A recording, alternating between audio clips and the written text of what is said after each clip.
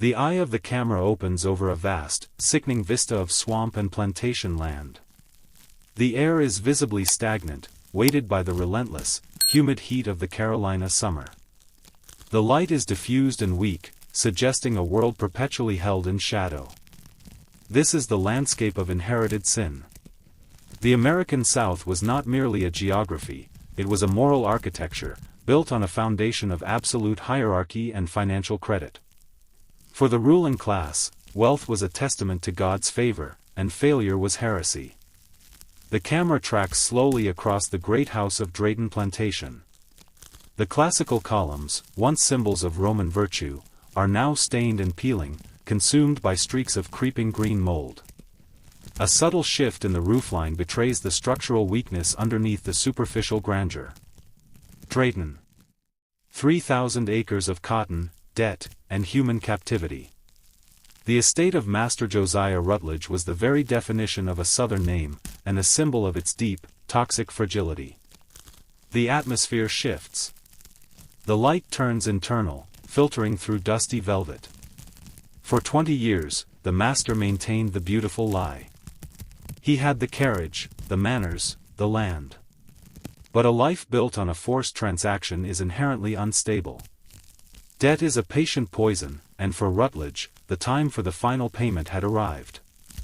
Master Josiah Rutledge, 50s, a figure of corpulent anxiety, stumbles across the grand hall, his breathing heavy, his face slick with sweat.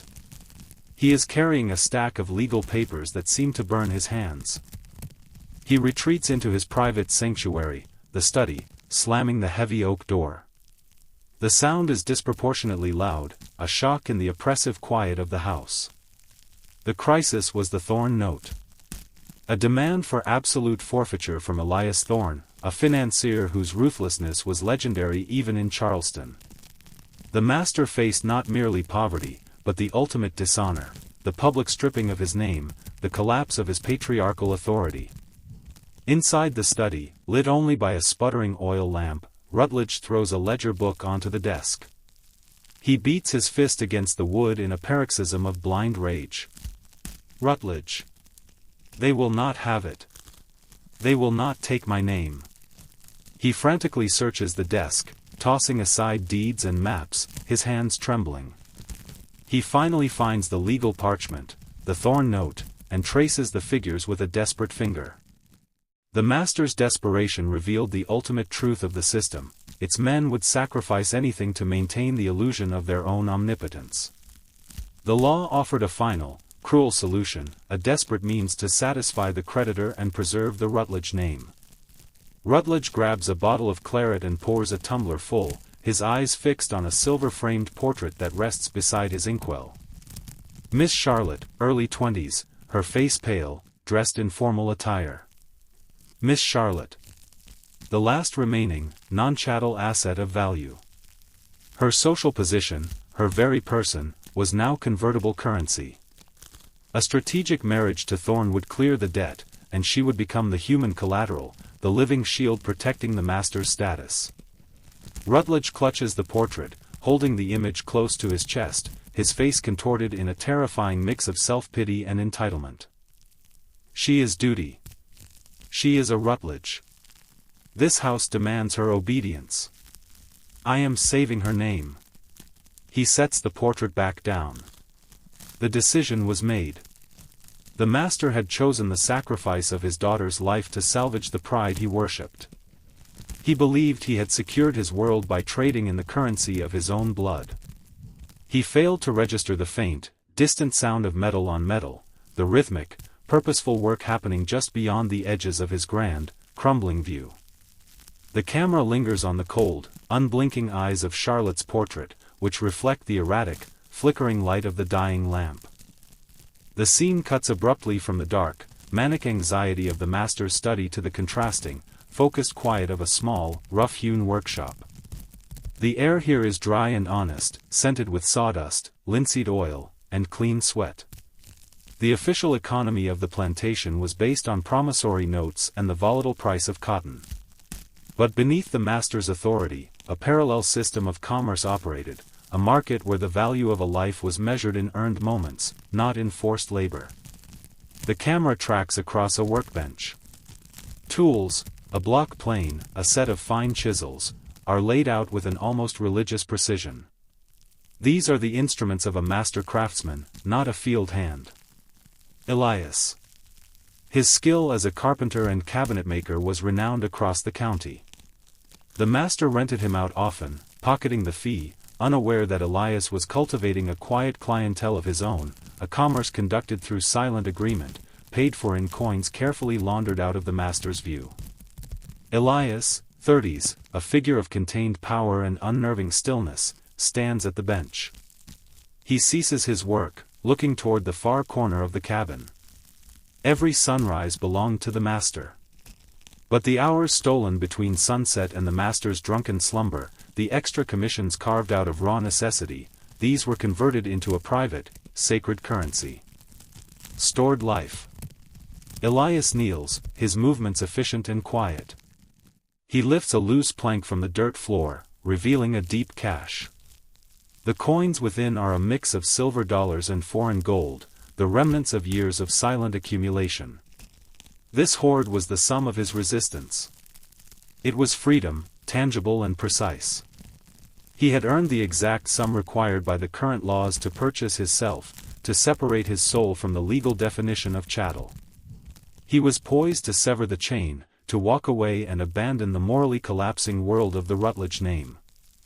He slowly closes his hand over the heavy leather pouch. The deep, metallic sound of the coins shifting is the sound of absolute victory. A soft, distinct tapping at the door, a prearranged signal.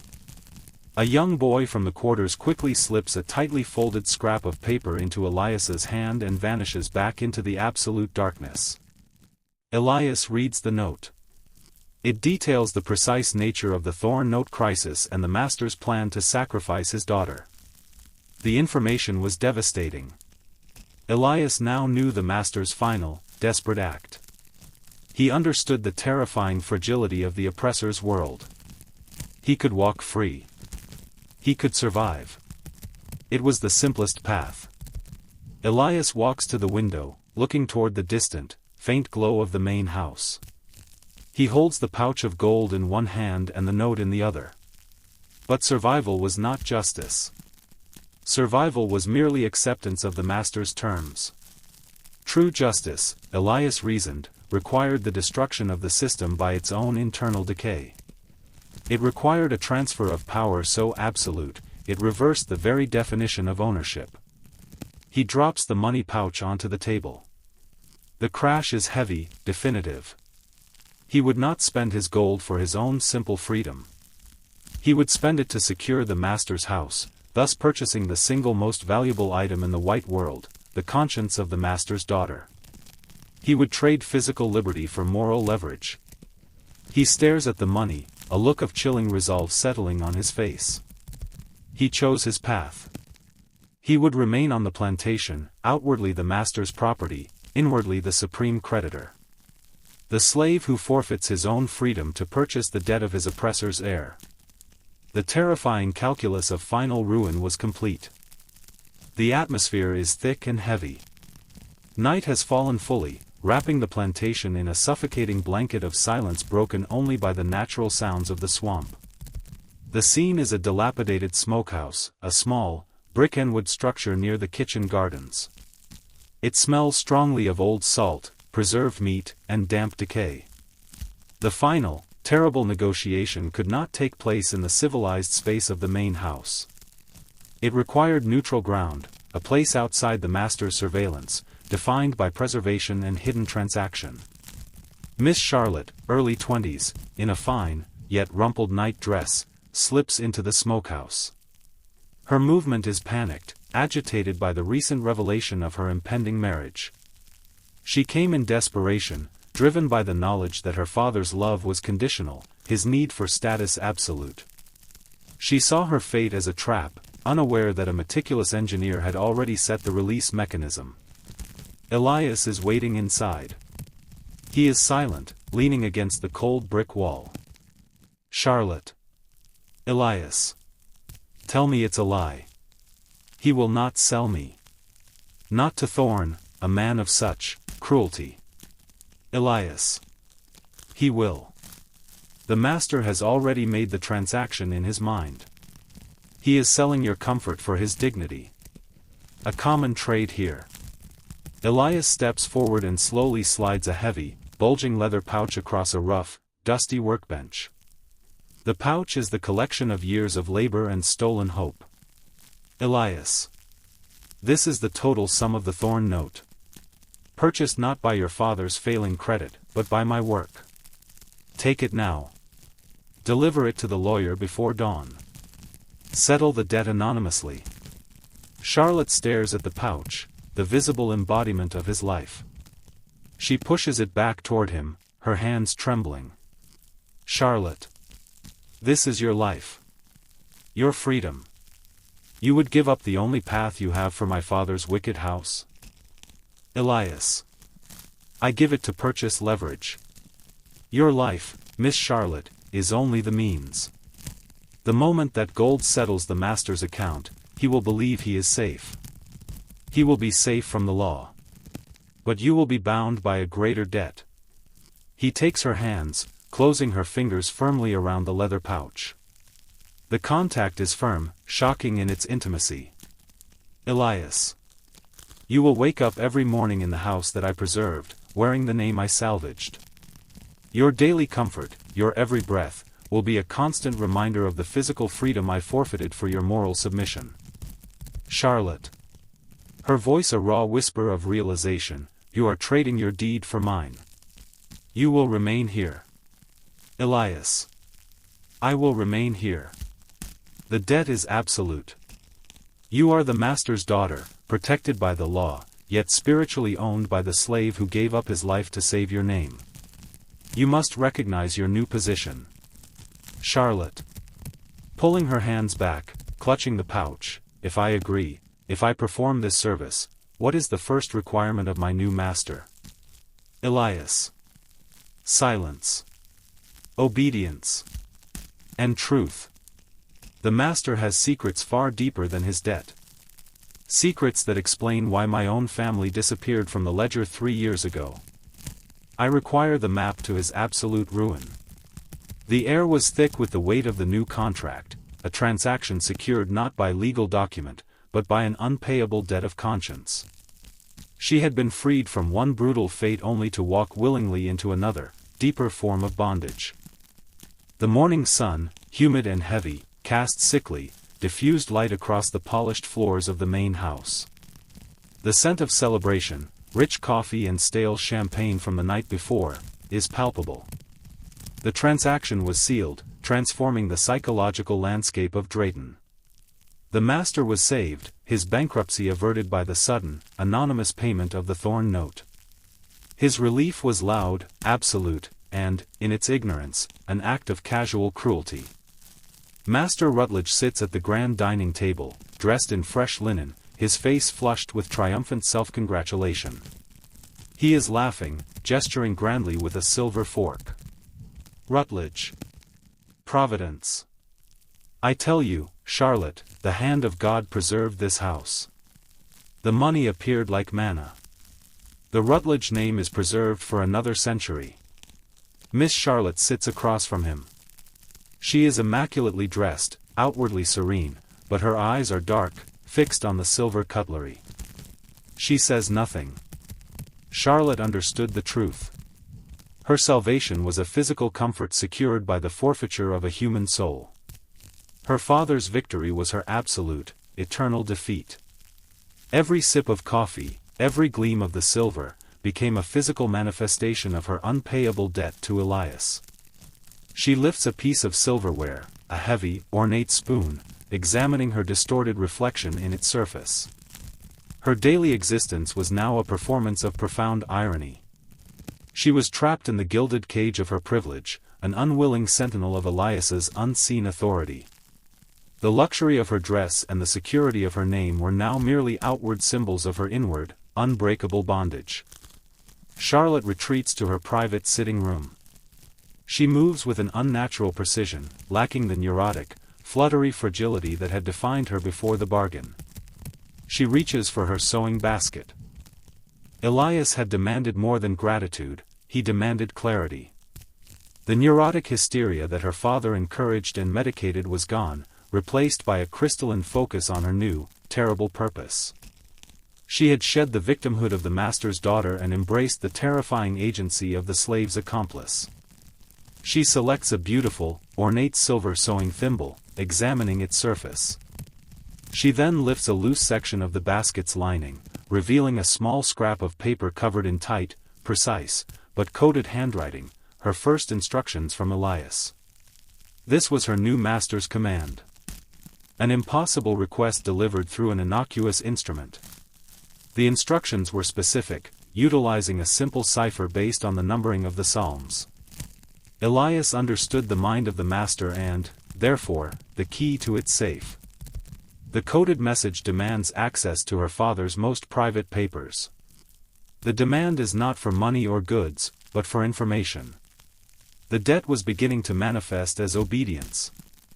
Elias required her to penetrate the master's most defended sanctuary, the private study. The master had purchased his silence with Elias's freedom. Now Elias would use Charlotte's obedience to purchase the master's entire, documented shame. Charlotte holds the thimble tightly, her gaze distant, fixed on the high wall that conceals her father's study. She recognized the necessity of the act. She had traded her liberty for this purpose. She was no longer fighting for her own survival, but for the moral justice of the man whose life she had, indirectly, ruined. The haunting was the terrifying knowledge that she was now fully in control of the destruction. Night. The plantation house is absolutely silent. A pervasive darkness has seeped into the old wood and high ceilings. The debt of conscience demands total performance. Elias's first command was to breach the physical and ideological walls of her upbringing, to commit treason against the master's absolute authority. She had to enter the secret sanctum of his power, the study. Miss Charlotte moves through the dark hallway. Her fine silk dressing gown is a faint white streak against the gloom. She is no longer nervous, she is a vessel of cold, focused determination. The master's study was the heart of the Drayton Empire. It was secured by more than just a key, it was protected by the unquestioned covenant of class. Only a daughter, and only one driven by absolute, inescapable obligation, could violate that trust. She reaches the heavy, polished oak door. She does not knock. She enters silently. The air is stale, heavy with the scent of brandy and expensive, old paper. The only light comes from the moon filtering weakly through the thick curtains. The goal was the private archive, a locked cabinet built into the wall behind the main desk. It held documents too dangerous for the public ledger. Charlotte kneels before the cabinet. She produces a simple object from the sleeve of her gown, the silver sewing thimble, now filed to a thin, sharp point, just as Elias instructed. The tool of her feminine, genteel confinement, converted into the instrument of her father's destruction. Elias understood that the smallest, most ignored object could carry the greatest risk. She inserts the filed thimble into the tiny brass lock. She works with slow, unnatural control. She pulls open the heavy cabinet door. Inside, among dusty ledgers and sealed documents, is a large, unmarked book bound in thick, dark leather.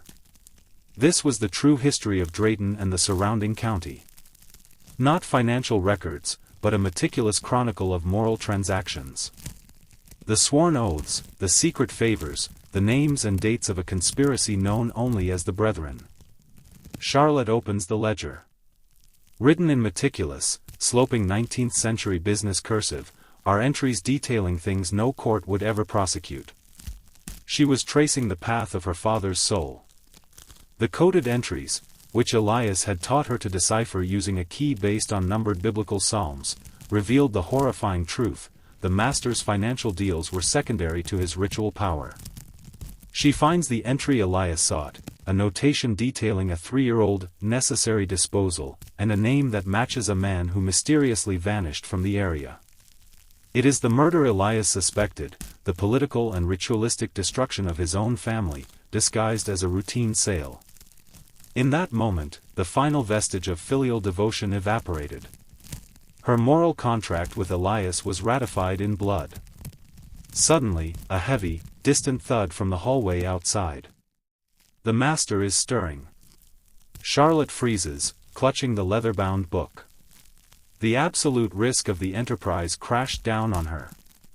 Discovery meant ruin, public madness, and failure of the Great Debt. She quickly transcribes the critical entry onto a scrap of paper, her charcoal moving with frantic speed.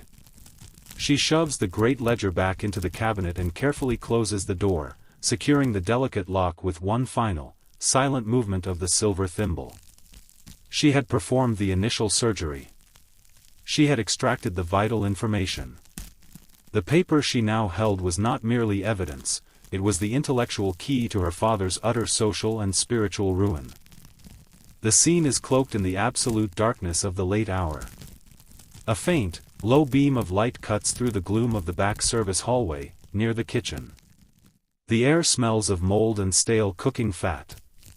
The information extracted from the archive was the intellectual blueprint of the conspiracy. But paper can be burned. Accusations can be denied. To achieve the absolute, irreversible destruction Elias demanded, they required physical proof, secured by the most ancient covenant, the earth itself. Miss Charlotte moves with a new, unsettling grace. She carries a shielded oil lantern, her face pale but fiercely concentrated. She leads Elias to a rarely used, almost invisible seam in the wall paneling near the kitchen pantry. The secret of the master's power was not kept in a safety box. It was kept beneath the pretense of civilization, beneath the very foundation of the Drayton name. Elias presses the seam. With a deep, protesting groan, a narrow, wooden door swings inward, revealing a flight of stone steps descending into profound darkness. Cold, damp air rushes out, carrying a faint, unsettling odor. This was not a root cellar.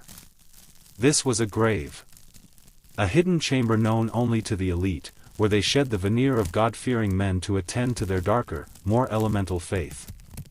Charlotte descends first, the narrow beam of her lantern cutting through the subterranean blackness.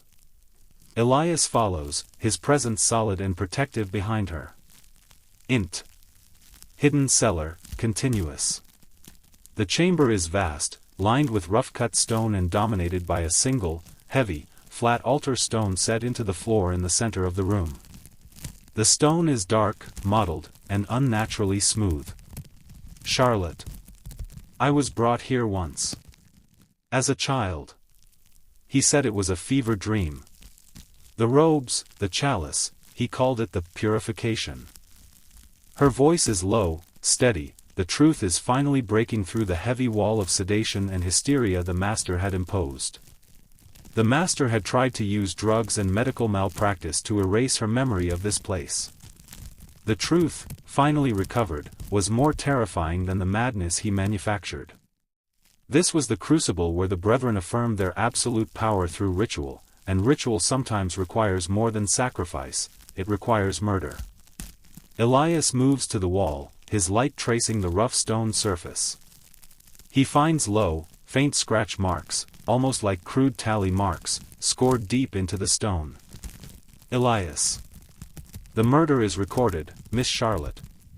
But where is the final deed? The object that implicates the entire society, not just your father?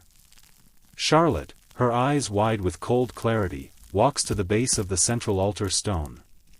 She traces a faint, almost invisible inscription carved into the thick foundation. Charlotte. He spoke it once, when he thought I was sleeping. The archive rests where the spirit is bound. She and Elias exchange a look of perfect understanding.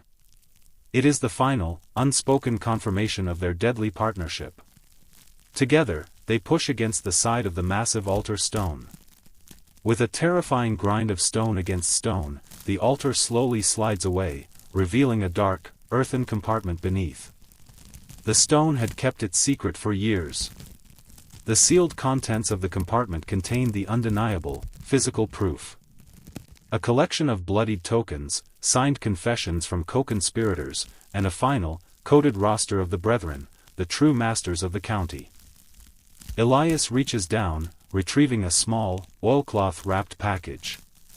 He does not open it. He simply holds the weight of it in his hand. The debt of conscience was paid in full. Charlotte had risked her life, and her sanity, to procure the master's final, irreversible ruin. Elias held the physical currency of absolute justice. The time for petitioning the law was over. The time for demanding his own, personal justice had begun. The scene returns to the main house. Days have passed since the descent into the cellar, and the atmosphere inside Drayton has become poisonous, thick with unseen pressure.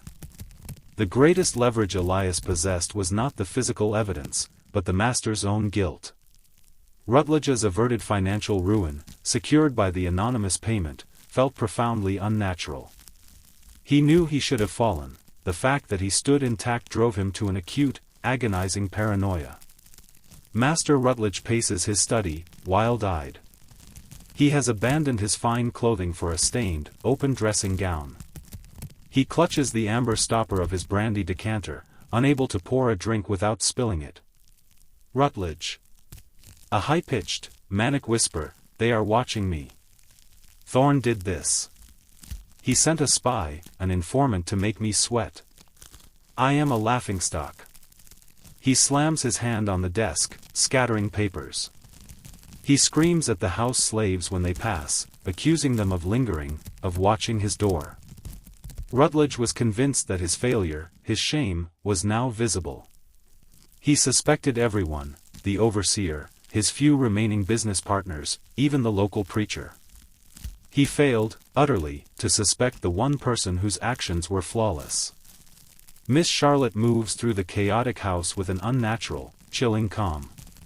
She anticipates his demands, her obedience perfect, her presence silent and seamless. She is an apparition of dutiful service. Her flawless performance of the dutiful daughter was the ultimate form of betrayal. Her composure was a constant, damning reflection of his increasing madness.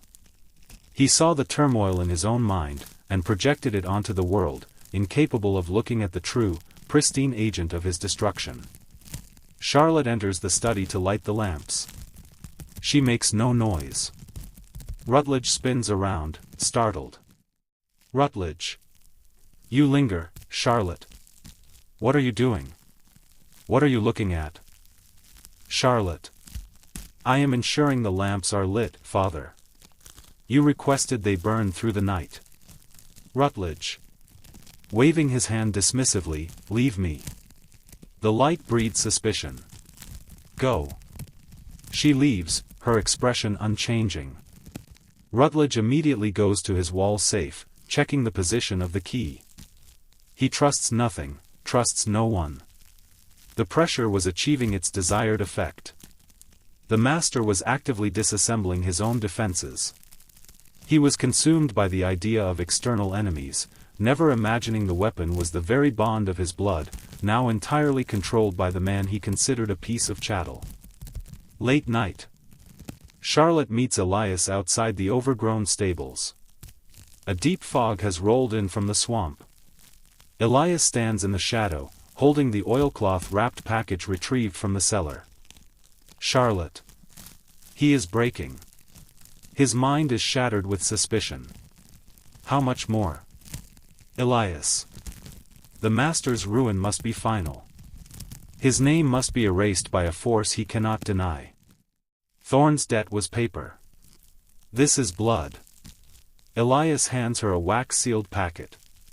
It is lighter than the parcel from the cellar, but carries an immense weight. Elias. We have the proof. Now, we create the perfect narrative of betrayal. He must be struck down by the law, using his own secrets. For that, I require the final, absolute payment of your debt. The final demand was not for further espionage. It was for a complete, voluntary sacrifice of her remaining public life. She had to formalize her treason. The scene is dominated by a chilling stillness.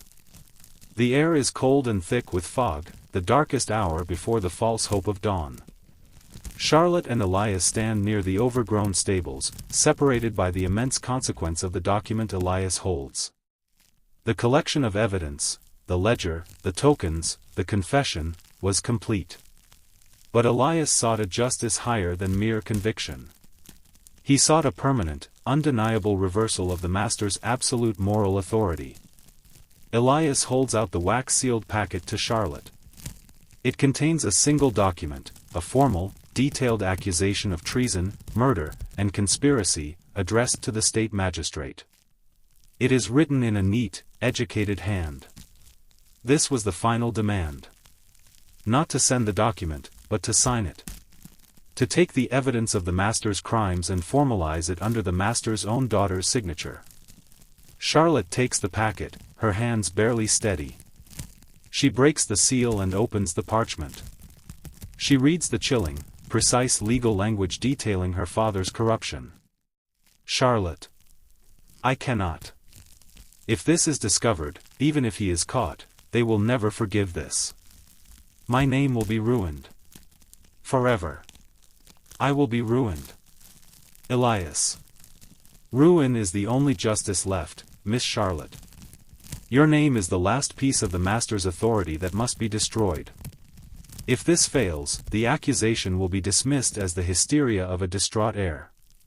If it succeeds, the world will remember you as the agent of your family's disgrace. He produces a fine-tipped quill pen and holds it steady. Elias. The master's survival was purchased by the forfeiture of my freedom. Your ultimate freedom, the freedom of your conscience, must be purchased by the forfeiture of your reputation. You must become the willing, documented traitor to your own class. The camera focuses on the white parchment, then on Charlotte's elegant, manicured hand. The pen hovers over the signature line. Charlotte. Her voice cracking with finality, I accept. I want nothing left of him. She takes the quill. Her hand moves across the heavy paper, inscribing her name in a steady, deliberate script. Charlotte Rutledge. The signing was the most profound act of treason she could perform. With a single flourish of ink, she severed her bond with the only society she had ever known. She had completed the moral contract.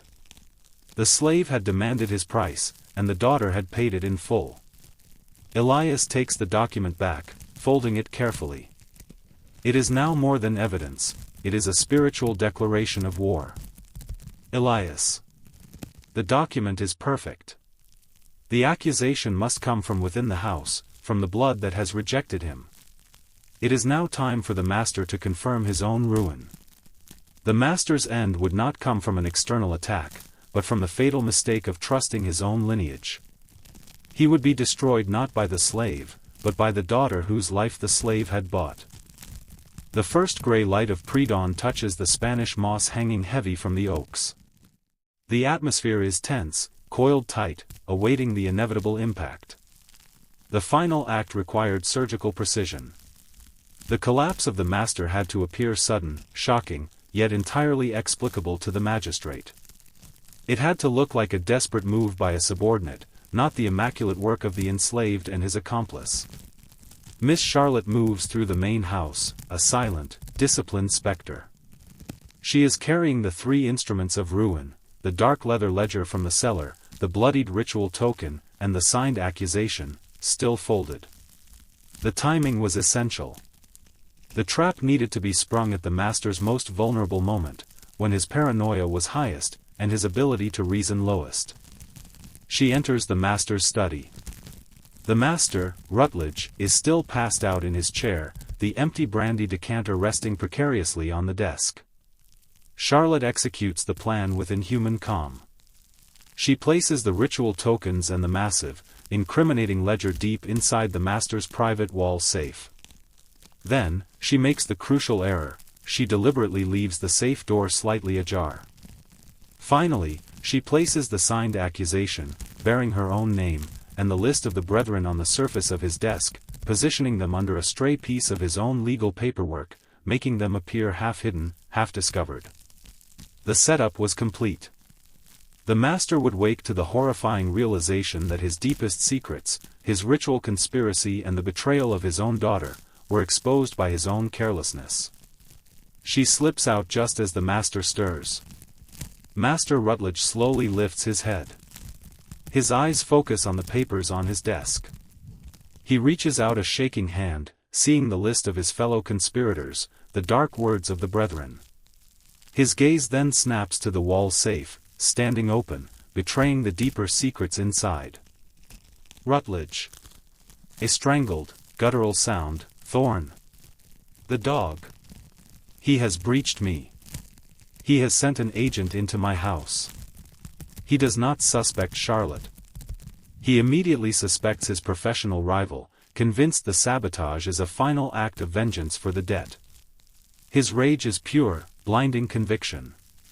He bolts from the room, running wildly down the main avenue of Oaks. His own guilt confirmed his fate. The master was so consumed by the belief in external enemies that he ran directly toward his own destruction, confirming his paranoia with his own panicked confession. The camera shifts to the end of the long avenue. A dark, official carriage, bearing the seal of the county magistrate, pulls silently to a stop in the mist. Elias had sent the anonymous, coded warning only moments after Charlotte left the study.